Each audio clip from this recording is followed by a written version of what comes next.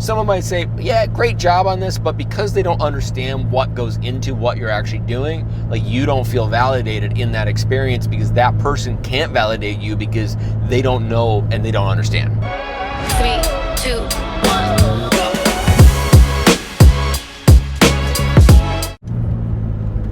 The root of loneliness is to not feel seen and heard, or at least I believe that's the root of it. So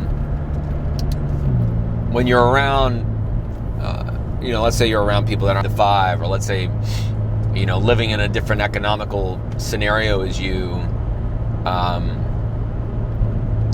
can feel real lonely because you don't feel seen and heard. To feel lonely is to feel not validated. And especially at the beginning of the entrepreneurial journey, I'd say it feels most lonely at the very beginning, and it feels very lonely, or it can at least, once you're successful.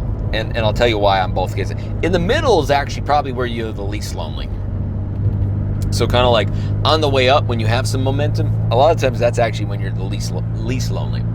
So you're lonely at the beginning mostly because your social circle hasn't caught up to what you're doing and who you are, right? So your parents probably aren't entrepreneurs, so they don't get you. Your friends don't get you.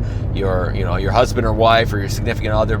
So when it's just you and you're like following your dream, following your inspiration, following your path, and no one's really, like, someone might say, yeah, great job on this, but because they don't understand what goes into what you're actually doing, like you don't feel validated in that experience because that person can't validate you because they don't know and they don't understand, right? And so it's a very lonely experience because of that. And so of course, as you get going, you end up joining masterminds, going to events, you start building community. And so then you're kind of in the trenches with a lot of other people, and when you're in the trenches, when you're like, yeah, like we're getting this, that's one of the peak times of feeling not lonely because you feel validated and you feel these types of things. But the next lonely point comes when you, let's say, surpass that peer group. So let's say all your friends are making multiple 6 figures and now you're making 7 figures. Well, now you're going to feel lonely because you feel like now they don't get you. You're going to feel like you're showing off. You feel like you can't really fully express because they may be struggling and now you don't struggle anymore. And so in each level of life, when we're kind of adopting new identities, whether it's going from 6 figures to 7 figures, or, for me, it was, the recent example I can think of in my life was, it was very lonely in the beginning of being a dad. And it was very lonely because there's very few dads that are my age that have new kids that are wealthy that care the way I do. It was very difficult to find people that kind of fit that criteria, right? So like you may have somebody that's wealthy, but their kid's the same age as me. It's like, well, okay, they don't get what I'm going through because they don't even remember what that experience is like anymore. Or you'd get somebody that's a new dad, but they're working a 9 to 5, and so our experience is not the same. Or I would feel uncomfortable talking about the fact that I have a chef and I have and my significant other doesn't. She's a full-time mom, and all these types of things. I mean, I guess there's 2 antidotes for loneliness.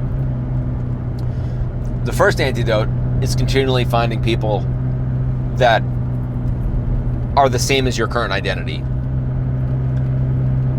And the second, which is a much deeper journey, is to be able to validate yourself and to not require external validation. I'm not saying the first option is a lot easier than the second option, because the second option is in many ways to require to fully love yourself and every version of the identity of yourself completely. And that might be more difficult than just a single YouTube video. But the easiest, from an external validation perspective, is to realize that at every level that you're at, you have to build a new community for that next level. Which means that you restart over creating friends and creating relationships. Because not everyone that you're with is going to evolve at that same pace. And so, to me, those are the two real ways to be able to make it so that you aren't lonely.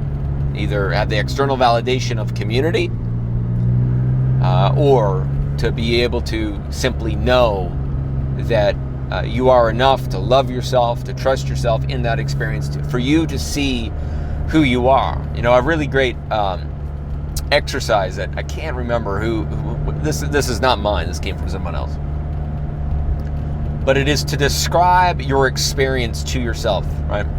I am Scott Oldford, and I'm in a car, I'm in a McLaren, and I'm driving through the back roads in the middle of America after I just moved here, and I just built a $7 million compound, and I'm here with my videographer, Ethan, and I'm recording content for people that I may not know and I may never get to know. And I run a very successful business. I'm an investor in dozens of companies. People look up to me for my wisdom in business. And I'm a pretty cool guy. People love being around me. People love being in my energy. I'm incredibly evolutionary. That exercise of understanding who you are, just listing off those things, that I'm a dad, that I'm proud to be the version of the dad I am, that I'm a husband, and I'm a great partner. Right? Those things, those allow you to see yourself. It's generally speaking, loneliness comes from that validation. And a simple exercise like that can bring you from feeling lonely to the validation of who you are and what it has taken for you to be where you are in this exact moment.